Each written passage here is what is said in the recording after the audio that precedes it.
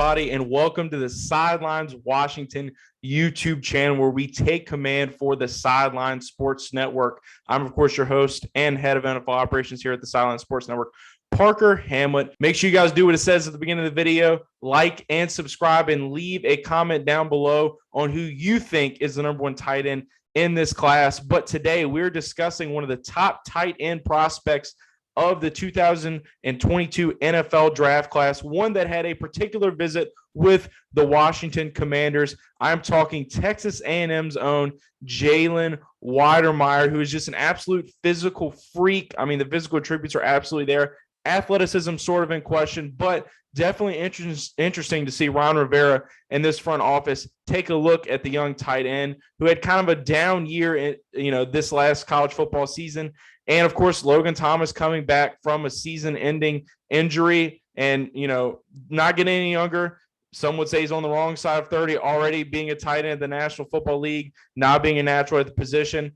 Can Coach Rivera and the staff bring in a guy like Jalen Wydermeyer and develop him into one of the best young tight ends in the National Football League? I mean, all the attributes are certainly there. 6'4", 255 pounds. I think he was 257 pounds at the combine, 33-inch arms. His high school career, 87 catches, 1,163 yards, and 20 touchdowns. This is a projected second-round pick here we're talking about. Getting a lot of look around the National Football League. Some of his athletic grades, obviously not there, not the fastest guy in the world. But this is a guy that broke Martellus Bennett's tight end record at Texas A&M. He would be the highest rated or drafted rather tight end out of Texas A&M in almost 13 years. So, I mean, this is a guy who's just an absolute specimen. His collegiate career, his freshman, 6 touchdowns, 447 yards. Sophomore, 6 touchdowns, 506 yards. Junior went down a little bit, but still 515 yards. Didn't get in the end zone as many times, though. So that's definitely concerning, but still definitely a red zone threat just based off that size alone, people. I mean, just look at the tape. This guy's an absolute freak, and there is a reason that he is getting looks around the National Football League. 2020 definitely being his breakout year. Very strong campaign, but like I said, a disappointing 2021. 2020 had 3 games with multiple touchdowns. He had surgery right before the 2021 season as well, so there are some medical concerns there. But, I mean, he is an absolutely phenomenal blocker, right? You look at a guy like Sammis Reyes, we all marked that about his size. He's a little bit more of a developmental project, whereas, Jalen kind of has that background in being a tight end and has proven that he can torch up, NFL defensive starting caliber players here. Also pretty good at pass pro, I would say, and pretty good in one-on-one situations as far as getting separation. He was used a lot on the outside this last season, a lot more than people like to talk about. And I thought he looked good in a lot of those down and distance snaps. Very long strides. Like I said, a very big guy, not explosive, but covers a lot of ground.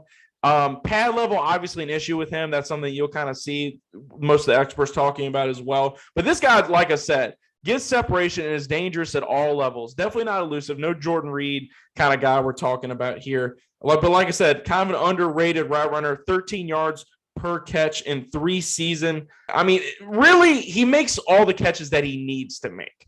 And Rivera and them are looking for that kind of grinder in the absence of a guy like Logan Thomas. Obviously, John Bates is going to get a lot of work this season, understandably so. They invested in him, and he is going to get a lot more, looks and targets, especially if Logan Thomas doesn't come back on time. But just adding a guy like Jalen Wydermeyer, kind of throwing a second round, third round, late round flyer on a guy like this, especially if he falls. I mean, you had a pretty solid red zone talent here.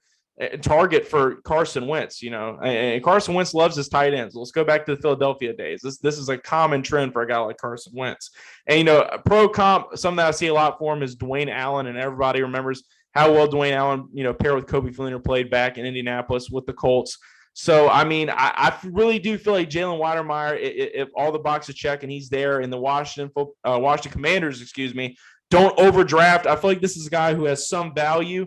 You lose Pete Haener, obviously huge loss there. He's not going to be able to coach this guy up. You already have Sammis Reyes in this room. But a guy like Jalen Wydermeyer with just all these attributes, all the intangibles, I feel like this is something that the Washington Commanders should seriously consider. And like I said, he is one of the team's 30 pre-draft visits. Had an absolutely great interview. Gronk's his hero. So Jalen Wydermeyer, do you think the Washington Commanders should swing on a guy like Jalen Wydermeyer? Comment below. But as always, thanks for checking out the YouTube channel. Just wanted to kind of stir the pot on that because I feel like the Washington Commanders are in need at the tight end position. And make sure that you check out our sponsor, Manscaped. Make sure you use promo code SSNWFT for 20% off your order at manscaped.com today. You got the Performance Package 4.0, the Boxers, all items on the Manscaped store, SSNWFT for 20% off. If you're watching us here on YouTube, make sure you take advantage of that limited time offer. Also, head over to the Sidelines official website and all social media as well. You can click in the description, find our leak tree, find us on all social medias. You can also find the Sidelines Washington podcast. Now, you're watching us on YouTube here, but we also have a podcast, have a lot of great guests, have an awesome co-host. Like I said, just rolled out with a new sponsor. Got a lot of great stuff cooking here on the Sidelines Washington podcast. But like I said, if you're still with us right now, we appreciate you. Until next time, this is the SSN signing off. Peace.